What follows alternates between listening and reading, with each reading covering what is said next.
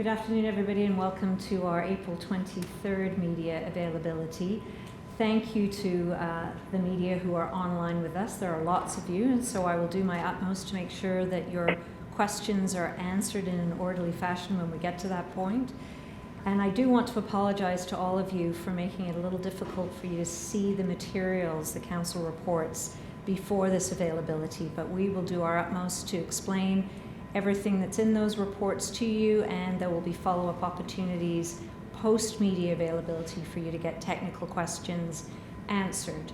The flow of this media availability is as follows. First, you'll hear from Adam, then you'll hear from the Mayor, and then there will be questions to the Mayor and Adam in that order. And with no further ado, let's get started. Go ahead, please, Adam. Thank you, Catherine, and good afternoon, and thanks for joining us. I'd like to first confirm a few things from yesterday's Emergency Advisory Committee. Community gardens will continue to operate and be expanded into the 2020 season with the new COVID-19 specific guidelines that are posted on edmonton.ca. Horticulture and farmers markets have been deemed essential and will remain open with physical distancing in place. Capital City Cleanup is making litter kits available to the public through local community leagues starting next week. And unfortunately, garage sales are no longer permitted this summer due to physical distancing requirements, our efforts to reduce the transmission potential, and the general closure of non-essential businesses. As Catherine mentioned, today we released council reports that outline the administration's recommendations for updating the city's 2020 budget to respond to the challenges of the COVID-19 crisis. Please remember that at this stage, they are recommendations. Council will need to discuss these reports, and those decisions will be debated next week. You may recall that last week we presented a verbal update to City Council, and we estimated that the city's budget shortfall is $164 million due to a combination of lower revenues and higher expenses related to the COVID response. We are recommending using a combination of financial tools to make up for the revenue shortfall. We will be taking action on both the income and the spending side of the ledger. This includes reducing our planned transfers from the operating budget to the capital budget by approximately $46.5 million, and also drawing on the development services reserve to accommodate the expenditure reductions or the revenue reductions there. These two steps will make better use of the money we already have. Reducing our expenses, however, is really key to balancing this budget. These reductions include workforce adjustments and project adjustments. On the workforce side, we are reducing spending on consultants, training, and travel. The far more difficult decision, however, is that we are again going to be making temporary layoffs. The decisions about specific reductions are still in progress, so we cannot yet share details. We stand by our commitment for affected employees to be the first to know and to do our best to soften the financial and emotional blows that a layoff can bring. It's important to understand that these reductions are expected to be temporary. We intend to revisit service levels in the future when it is prudent to do so. This budget calls for delaying some of our major projects until next year, including the bus network redesign in transit, the on-demand transit service pilot project, and the rollout of the Waste Services Card program. If you are in the cart rollout demonstration phase, collection will continue in the same manner that you have now. We appreciate that Edmontonians are not in a position to pay additional taxes to cover these additional costs. And in fact, many have challenges paying the tax increases already anticipated for this year. When the budget was approved last December, the 2020 tax increase was slated for 2.08%. If the strategies recommended within the reports are approved, the tax increase would be reduced to 1.4%. We recommended honoring our commitment to the Edmonton Police Service for a dedicated tax increase of 1%. We also recommended continuing the 0.8% tax increase for the Valley Line LRT. And this is offset by a budget decrease of 0.4%. Council reaffirmed its commitment to the Valley Line extension as recently as last December, so it is included in our recommended budget. The provincial and federal governments have committed 80% of the funding for this project, and a benefit for Edmontonians of 20 cents on the dollar in a once-in-a-lifetime opportunity for a capital project that will create jobs and contribute to Edmonton's economic recovery. The Government of Alberta has reduced its education tax levies for 2020, so the overall tax rate for municipal and education tax combined is a 0.8% reduction for residential property owners and a 0.9% reduction for non-residential. Some good news is that we believe we can proceed with our capital construction program as originally planned for the remainder of the 2019 to 2022 capital budget cycle.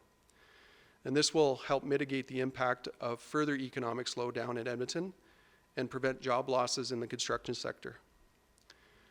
We will address the $46.5 million reduction in transfers to our pay-as-you-go capital reserve fund at the beginning of the next capital budget cycle, starting in 2023. Our recommended budget addresses our immediate challenges and is also mindful of the longer term. We are not recommending emergency deficit budgeting or allowing our financial stabilization reserve to fall below its minimum levels. This would commit us to paying back funds over years to come. As the pandemic response unfolds, we will gain a better understanding of the financial impacts to the organization.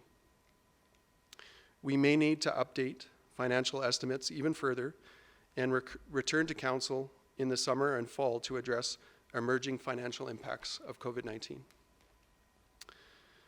Also bear in mind that 2020 is the second year of a 4-year budget. We will continue to carefully evaluate the economic environment.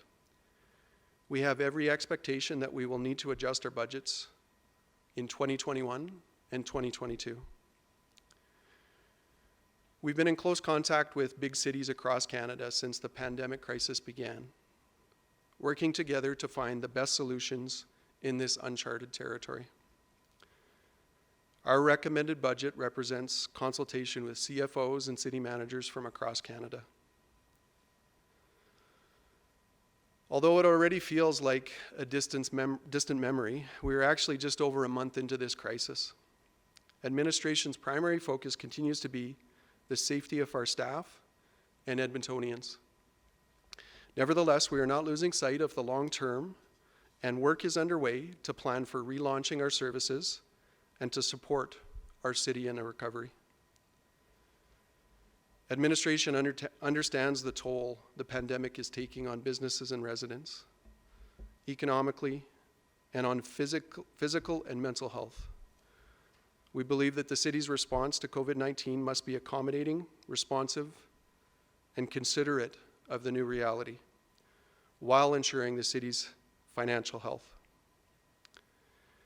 The safety and well-being of all Edmontonians and city staff is the goal as the city delivers services to get through the pandemic and to help Edmonton recover. And my understanding is that we'll turn to the Mayor for questions. That's correct. I also want to acknowledge and thank the fabulous service of Kevin Culp and Deanne DeAndrade for their interpretive work. And Mr. Mayor, you are on the Google Hangouts. Over to you. Well, thank you very much, Katrin, and thank you, Adam, for the overview of the report and the challenges that lie ahead for City Council next week in our budget deliberations. I want to reiterate first that our council is very committed to bringing down the tax rate as low as possible because we understand everyone is struggling. Now, I can't promise a final outcome for next week's council meeting because we need a full discussion, and we're actively looking at ways council budgets can even contribute to lowering the expenses as well. That is to say, the budgets for our offices. But I am glad that we've already come down from what was previously approved last December. That's an extraordinary feat with a 9-figure hit projected already to our revenues for this year. I also want to address recent talk of going into deficit or being given the ability to do that. Edmonton City Council feels very strongly that deficits are the wrong financial course for our city in this crisis. Even encouraging municipalities to run deficits could make it really difficult for communities to rebound from this crisis and doesn't recognize the stark financial limitations local governments already face. Property tax growth slowly lags economic growth and doesn't even adjust for inflation on its own. So without access to revenues that actually grow alongside economic recovery and that would quickly replenish our coffers, deficits would open up a financial sinkhole that could erode the financial health of communities large and small, and many around us might never recover. And this is why mayors across the province and across the country have been calling upon provincial and federal governments for the same kind of urgent liquidity injections that households and businesses have already received. We're going to need strong municipalities now more than ever to deliver essential services and support businesses and community rebound from COVID-19. So you may have heard from earlier today that our ask to the federal government from the Federation of Canadian Municipalities is that municipalities nationwide face a near-term gap of $10 to $15 billion. That assumes that physical distancing continues for up to 6 months, with municipal revenue impacts continuing through to the end of this year. And so we're calling for at least $10 billion in emergency federal operating funding support. That includes at least $7.6 billion in direct allocations through a mechanism like the federal gas tax for all local governments, plus an additional $2.4 billion for municipalities with transit systems. And that's based on a 100% ridership allocation formula, similar to the federal infrastructure dollars for transit. But to be effective nationwide, funding needs to be straightforward, direct, flexible, and fast. And that means a single transfer that municipalities can direct to areas of our highest need. Now, we don't want to sound needy. It's simply that municipalities literally have no way of covering for these funds without suddenly raising taxes or slashing services. And I'm confident that most Edmontonians wouldn't support either of those choices. So I'm happy to take your questions. Thank you, Mr. Mayor. I'm eager to take questions from at least 10 reporters who are online, and I'll go please to Scott Johnson first.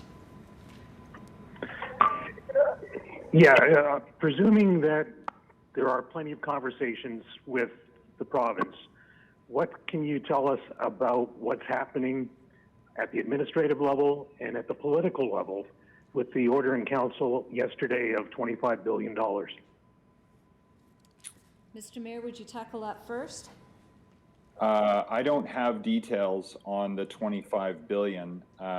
What I do know is that in the United States, the federal aid package to municipalities includes $25 billion for transit. That's the $25 billion number that I have some details on. So in the United States, despite everything else that's happening, cities are getting help with transit. As to the provincial order in council, I need some more details on that. Certainly, we've made the ask very clear to both provincial and federal governments, municipalities being a creature of the province. The jurisdictional niceties would normally have us go first to provinces. I've communicated directly with the Premier and at the highest levels of government that this need is urgent for all municipalities, not just the big cities here in Alberta, but across our region and across our province. So if a portion of that, it does help municipalities, that will be beneficial, but I haven't heard that that's going to flow to us. Thank you. In the interest of getting through everyone, we'll do one question each and follow up afterwards if there's time. Natasha, do you want to go next? Sure. Can you hear me? Yes, we can. Yeah. Thank you. Great. I'm just wondering, Mayor Iveson, how the FCM came up with the 10 to 15 billion and how you think that, if it comes through, would be distributed among the municipalities. So let's just stack up the ask. First of all, I have to thank the CAOs and CFOs of Canada's municipalities, particularly the big cities, for working to make their information available. Our officials were part and parcel of that work to build from the bottom up a clear picture of the needs across Canada's big cities and out into our counties and rural and remote communities as well. The $2.4 billion is based on a $400 million a month exposure on transit across the country, and you can do the math. It's 6 months of anticipated revenue loss. Now, it may actually be worse than that, depending on how long physical distancing requirements are in place. So this is, again, that 6-month estimate.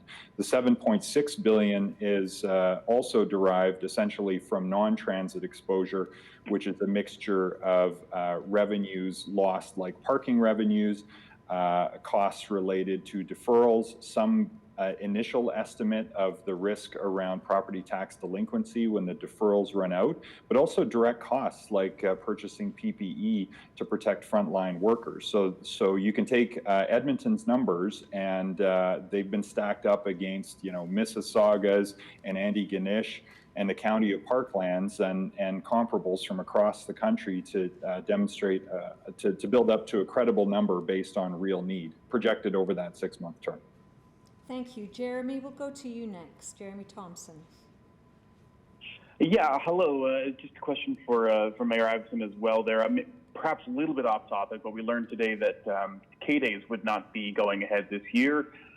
Just some reaction to that decision, as well as any potential, financial impacts that that might come with a major festival like that being canceled. Well, we heard about Folk Fest this week. We heard about the Fringe before, and now K-Days today. So sadly, it's starting to feel for many like summer is canceled, particularly for people who depend on those festivals for employment, whether they're artists or whether they're workers who support the festivals on the technical side or food and beverage side. So huge disruption to the local economy, obviously not to have that activity going forward. And also a loss just for the sense of community that many people flock to all of the different festivals for. As to what the impacts will be to those organizations, I know the Edmonton Arts Council is doing work with many of the festival organizations to try to buffer and understand what the need will be and make sure that they can be resilient through the loss of a festival season. So I really appreciate that thoughtful leadership and reallocation of priorities to support cultural organizations, including festivals, during this very, very difficult time. That's one of the overall impacts to community that we'll have to look at, but there's no doubt that the loss of employment will also be an issue, and that's where federal relief for people who are going to be foregoing that economic activity is critically important. As the impacts the organizations, we'll have to work with them to understand that and what role the city might have in helping them. Clearly, the Expo Center may well be needed by then as well, and we'll work with Northlands on the impacts specific to K-Days going forward. Thank you. We'll go next to Dustin at the Edmonton Journal. Dustin Cook. Hi, thank you. Can you hear me? We can. Thank you. Thank you. Question for the mayor. This needs to be finalized within the next few days, but if you get a backstop from the federal government, as you requested today, or if you get the billions of dollars in stimulus project funding you sent to the provincial government, could this be shifted to either A, reduce the tax levy even further, or B, reconsider some of the expense reductions, including, some of the impending layoffs, and what comes first? So there's two distinct issues here. One is the infrastructure stimulus, which we're still hearing about, something the provincial and federal government would like to do, and we stand ready to work with both of them to implement that. Those dollars generally don't help us deal with our pressing operating challenges. Adam highlighted that we can do some cash flow work to free up some dollars just with some timing and accrual to our infrastructure program without skipping a beat at this point. But there's very little wiggle room to do that within things like the neighborhood renewal program, just on timing, without slowing down the work, to be crystal clear.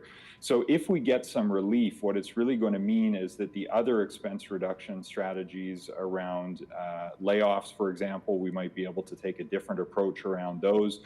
Which will really help us in the relaunch phase, because the cuts, frankly, will have to be deeper on the staff side in order to stem the bleeding on the revenue side. And that's going to make it harder for us to relaunch and rebound from this.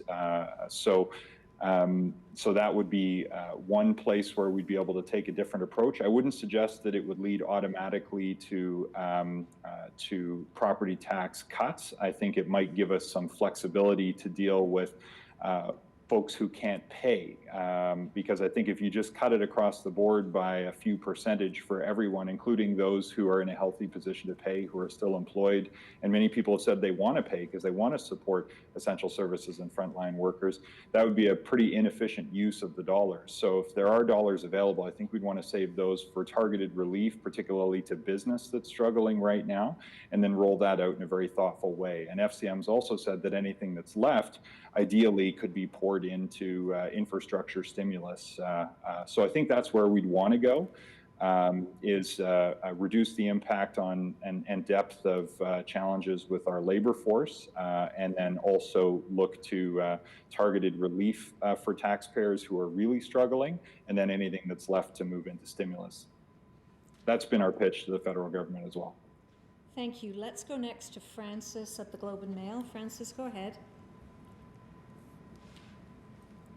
Are you still with us, Francis?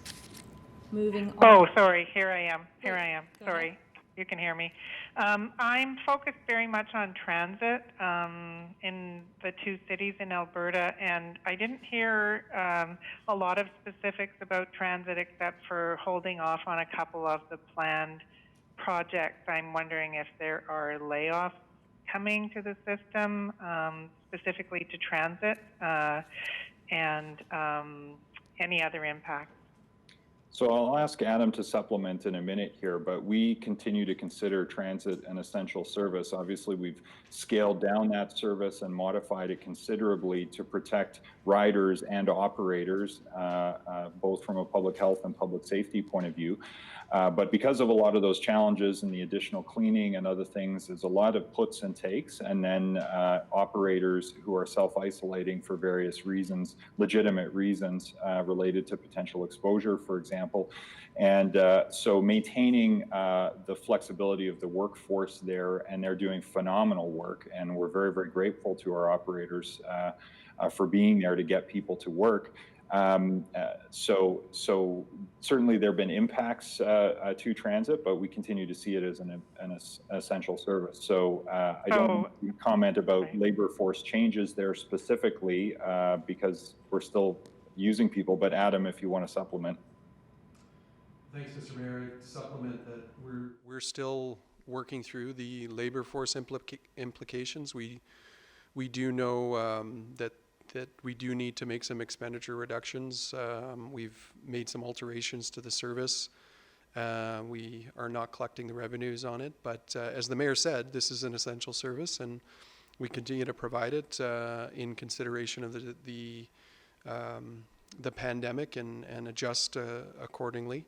And I echo the mayor's comments. I'd just like to take this opportunity to thank our ETS employees and all the folks in ETS that are able to be providing this service under this extraordinary circumstance and being nimble in the way that they do that. But in terms of specifics related to reductions, still a work in progress that hopefully will get completed next week as part of the budget deliberation. We're going to go next to Thank Keith. you. Thank you, Francis. We're going to go next to Keith at the Journal. Keith, go ahead, please. Hi there. You can hear me okay? Yes, we can. Thanks. Great. Question for the mayor or for Adam. In regards to the hopes for a financial backstop from either the province or more likely the federal government, I have a feeling that some of the politicians at that level are going to insist that if funding does come, that cities, municipalities in general, do everything they can in their own power to reduce expenses and mitigate their own problems. How confident are you that these budget adjustments do that, knowing that you have limited capabilities? Well, I think that as it is, the more than 2,100 jobs Keith, that have already been impacted. excuse me, Mr. Mayor, could you pause for a moment? Keith, if you could mute your phone, it'll make it easier to hear the mayor's reply. Thanks. Go ahead, Mr. Mayor, sorry. Well, I think you can see from the 2,100 jobs that have already been impacted between the city and the library, additional contraction at Edmonton Economic Development last week, an additional change coming to the city here, that we've had to make unprecedented cost-cutting decisions for the city, and we'll continue to do that as necessary. But I think our willingness to make those tough decisions and still work to bring the tax levy down speaks for itself in that regard. And so I'm happy to make the case that we've made extraordinary and unprecedented expenditure reductions. That's where we started, was what can we control. And so as have mayors across the country, and we've had to do that while others are being encouraged to keep workforces on to support employment and support the economy and receive 75% wage subsidies. So, you know, we've taken very, very challenging steps to tighten our belts where we could, where operations are paused because of social distancing requirements and because of other changes in service demand. So we've right-sized to this crisis, but we're also mindful that we do need to turn all of that back on again too, and there's also going to be likely a further lag in the collection of revenues associated with services that we ramp back up. So we're anticipating not just the hole we're dealing with right now, but that bounce back will be challenging, and that's included in our forecasting at a high level out to the end of the year. Thank you. We're going to go next to Fletcher Kent with Global News. Fletcher, go ahead, please. Well, thanks very much. I had a couple questions just on the proposed layoffs that were being talked about. I know it's still early, but how many more layoffs are we looking at to try to fill this hole, and whereabouts, without getting into too many specifics, obviously, where are we looking at for those? I'll let Adam take that. Thanks, Fletcher. We don't have specific numbers at this point in time because we're still working through the makeup of that, and part of landing on the appropriate or the right number or what that number is contingent on some of the budget deliberation that we're going to be having on Monday with council. And in terms of the locations, I think what you can I think draw a connection to is where we've seen a significant reduction in service. We would be taking the appropriate expenditure reduction steps. In saying that, we've also seen increases in some of the demands within the corporation, and so one of the measures that we do look at is the possibility and the potential to redeploy staff to address some of the needs that we have in areas where we're experiencing pressure. So can't provide a specific number because we are still working through that, and my hope is that early next week we'd have more specifics on that, and then in terms of the locations, similar comment, but I will say that we're doing everything we can to make sure that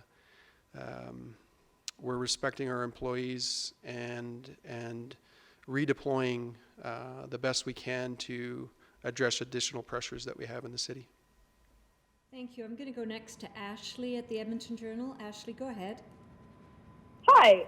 I just like to get the city's response to an NDP proposal that was announced this afternoon. They are suggesting doubling the municipal sustainability initiative and allowing municipalities to spend sort of the extra, I guess, however they see fit. I wonder what you think of that proposal, what that would mean for the city in terms of an increase in cash flow, and whether that would make sort of any sort of significant dent in the pressure that you're facing right now. Mr. Mayor, could you start us on that? Sure. I think in general terms, the notion of flowing additional cash through existing mechanisms is consistent with what our ask has been to senior governments. And so something like that could be helpful and would be on the order of magnitude. I think it's in the $100+ million range is what our it keeps changing and it keeps getting cut every year. So I don't know what the exact number for MSI is for this year. Certainly that would help as an unconditional operating grant. So I think measures like that even on a one-time basis help stem the bleeding for municipalities through our unprecedented revenue loss. And, we're drawing on reserves, as will many municipalities. So we're trying not to empty our rainy day fund because it could keep raining into 2021, but making sure that municipalities don't exhaust their reserves would also be helpful. So measures like that would, with direct assistance from senior orders of government who have fiscal room much more than municipalities do, would be helpful. Thank you. We're going to go next to Scott Frolick of City News. Go ahead, Scott. Thanks for taking it. Hey, question regarding the rerouting of transit that was planned for 2020. Is that still going forward? I thought I heard Adam say that would be delayed till at least 2021. Adam, on the bus network redesign. Thanks. The question, the bus network redesign is being paused.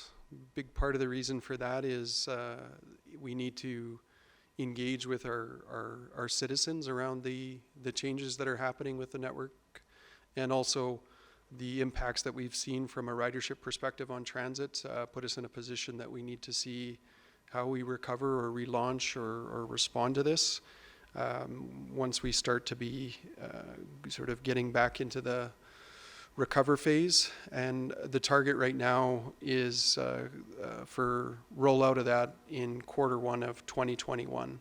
So we would carry on with some of the behind the scenes work, but what we'd be missing is that engagement opportunity with our citizens and also wanting to see the response on the transit system once we start to get into our recover and relaunch phases. Thank you. We have Kirby Bourne on the line from 630 CHED. Kirby, go ahead, please. Perhaps Kirby is no longer on the line. Are you there, Kirby? Have I missed any other reporter? Are there any final follow-up questions of clarification from anyone?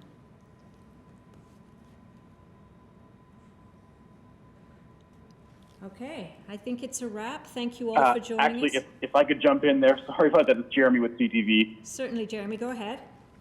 Perhaps, Adam, could we get a similar explanation as you just gave on the bus network redesign delay for the waste cart program? When was that supposed to be rolled out? When is that likely to be delayed until? So similar timeframes, Jeremy. I think we were going to be seeing cart rollout sooner this year, but on the basis of engagement that we need to continue to undertake and the opportunity to interact with our citizens and get feedback on the approach, we're recommending that that's pushed into Q1 of next year as well. And these are kind of fluid dates. I will qualify both for the bus network redesign and the cart rollout. But both recommendations are to pause in 2020 and initiated in 2021, with the exception of the demonstration areas for the cart rollout that are happening right now. Those would stay the same. Are there any further follow-up final questions, please? Yes, please. I have one. Okay. Go ahead. I hear two voices there. Natasha, go ahead. Sorry, Catherine, I thought we were going around for another round of questioning. So, but to Adam, could you just explain to the public how we could possibly be running potentially, if this is approved, 1.4% tax increase this year, when we're looking at that 168 million shortfall by September because of COVID? Can you just put this all in perspective for us? Thanks for the question, Natasha. Actually, there's two reports that we're putting in front of council.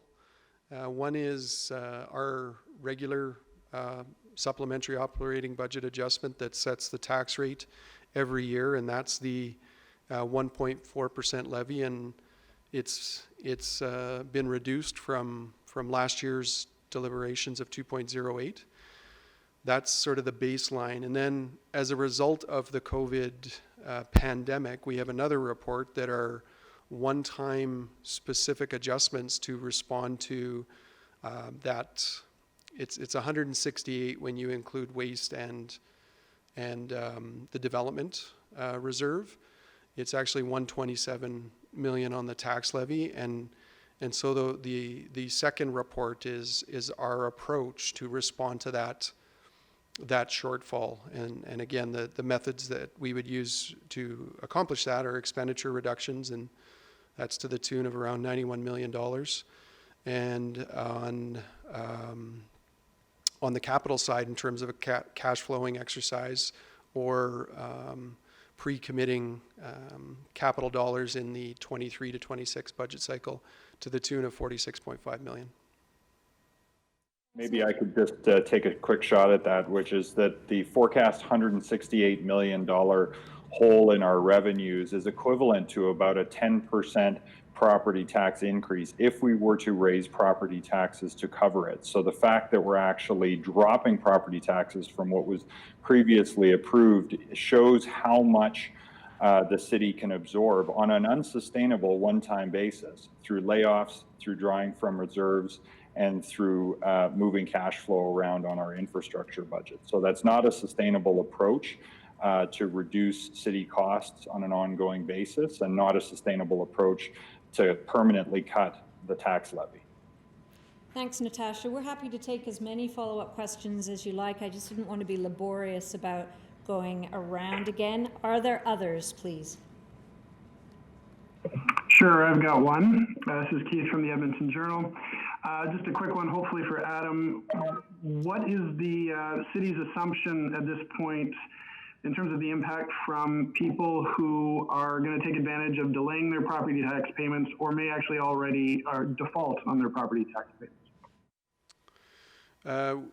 I think you asked that last time, Keith, or sorry, maybe it was someone else, but we're not at that point yet to be able to quantify that.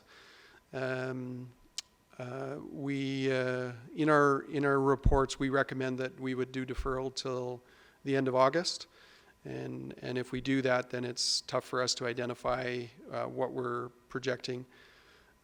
What we can share with you is that the amount of or the quantity of financially of late tax payments is approximately on average 100 million per year.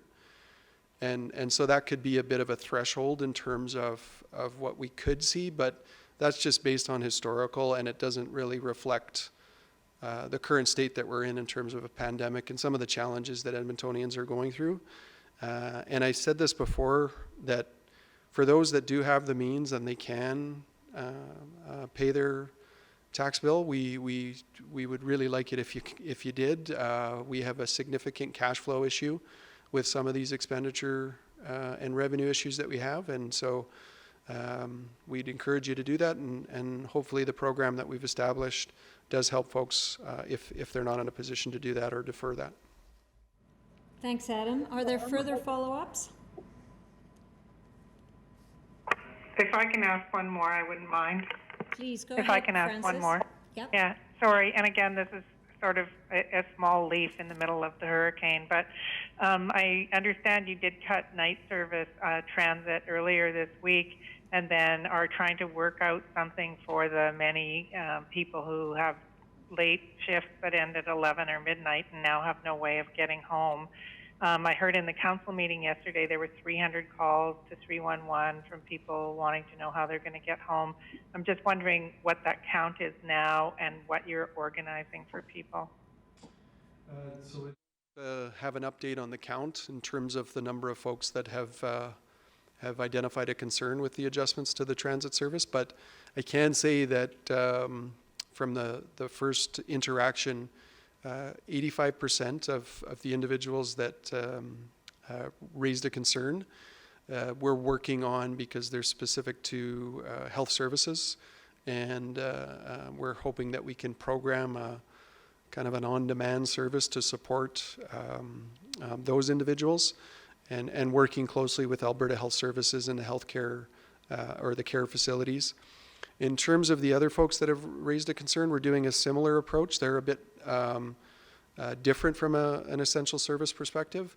And so we're just trying to quantify how much that is and where that is, and see if we can create a similar demand type service or support service outside of those those timeframes that the transit service wouldn't be running. And I think you did mention this in your question. While we're doing this for the healthcare workers and care workers, we are providing taxi chits to support them until we get that service in place. Thank you. Thank you, Francis. Are there further follow-up questions from anyone? Thank you. Really appreciate you being with us today. If you have further follow-up questions, you were emailed about this media availability by Ashish Mohan. You can certainly contact Ashish for further follow-up, or Lori Yanish if you have budget-specific questions. Thanks again for being with us, and thanks for your patience as you waited for the reports. And thank you, Mr. Mayor and Adam. Good night. Thank you. Thanks, everyone. Thank you.